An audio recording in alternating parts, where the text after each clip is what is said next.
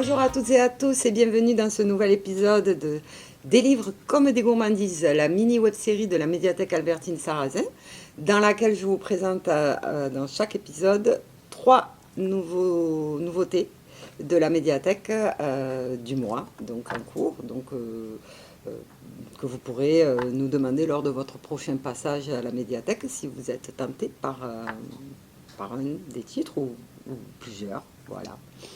On va commencer donc cet épisode. Dans cet épisode, je vais vous présenter sur les 3 livres, 2 livres écrits par des gens de Lignan-sur-Orbe, du village. Donc c'est un honneur et un plaisir de vous les présenter. Donc on va démarrer avec le premier qui s'appelle La théorie du balancier, qui est paru en 2019 aux éditions Libri Nova. Donc là, vous pouvez voir, l'auteur s'appelle Anaïs Doré. Ça ne vous parlera peut-être pas, mais si je vous donne son vrai nom, elle s'appelle Dominique Rull et c'est la fille de monsieur et madame Rull, voilà, personne que vous connaissez sans doute dans le village. Donc là, on est sur une enquête, c'est un suspense, un livre à suspense.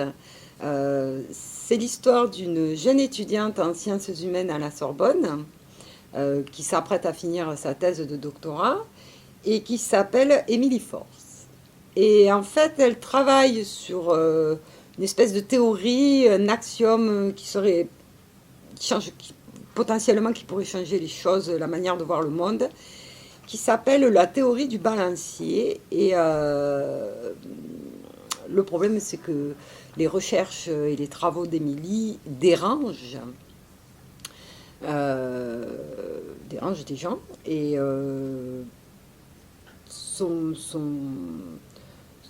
elle est soutenue par un professeur, le professeur Varlet.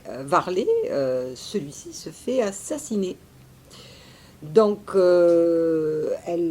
l'étudiante fait face à des persécutions de la part d'une loge mystérieuse qui s'appelle Nobilis Causa.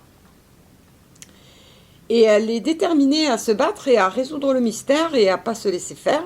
Donc, elle va enquêter encore plus profondément. Donc, de son professeur assassiné, elle va hériter du testament de la duchesse d'Angoulême qui révèle des énigmes de l'histoire. Et donc, ça va l'aider à mener son enquête et à finir en fait sa thèse de doctorat. Voilà, donc c'est un roman dans lequel cette étudiante tend à trouver un nouveau chemin vers une société plus sage. Voilà. Donc c'est un récit captivant, plein de rebondissements. On est vraiment dans du suspense.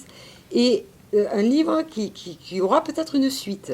Alors, pas de suite, parce que l'auteur travaille actuellement sur un livre construit autour du journal de guerre de son grand-père pendant la guerre de 14-18, grand-père qui a été le maire de Lignan-sur-Orbe à l'époque. Peut-être qu'après, nous aurons peut-être une suite à ce roman passionnant dans lequel, si on aime les textes anciens, les mystères teintés d'histoire, on va se régaler. Voilà. Donc, à conseiller. Et puis en plus, sachez que vous lisez le livre de quelqu'un que vous avez peut-être connu dans la commune. Voilà. Et je crois qu'elle habite maintenant près de Montpellier. Mais bon, elle doit revenir voir ses parents assez souvent. Voilà pour ce livre.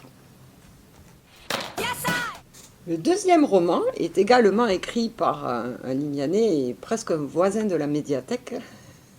C'est un roman de science-fiction et c'est un tome 3. Donc nous possédons la trilogie. Normalement, sa clôture, c'était une trilogie. Donc normalement, c'est le dernier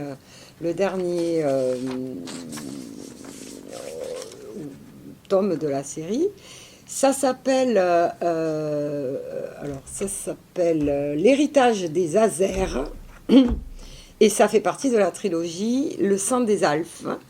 Et l'auteur, ce n'est autre que Maxime Lauger, que vous connaissez peut-être si vous habitez à Lignan, qui nous a fait le plaisir de nous offrir son ouvrage et même de nous le dédicacer. Donc, c'est un ouvrage qui est paru en 2020. Donc, le thème de la série, de la trilogie, en fait, il y a eu un grand cataclysme et un pays qui s'appelle la Draconie est en proie à des révoltes. Voilà, c'est un peu un grand chaos dans ce pays. Et baron de ce pays essaye de remettre un peu d'ordre dans cette région. Et surtout, leur quête, c'est de savoir en fait qu'est-ce qui s'est passé dans ce cataclysme pour éviter que ça se reproduise. Et donc, au moment du 3e tome, on est toujours sur Oberon, dans ce monde qui s'appelle Oberon. Et il y a une guerre totale. Et le peuple des Alphes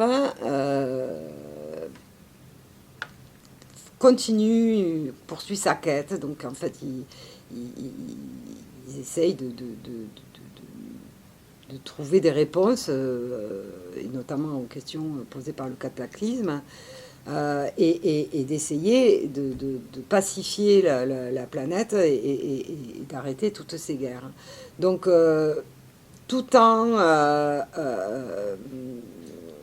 essayant d'arrêter la guerre, ils vont également peut-être trouver les origines du cataclysme et peut-être donc enfin répondre à cette question essentielle qui leur permettra de ne pas reproduire cette catastrophe.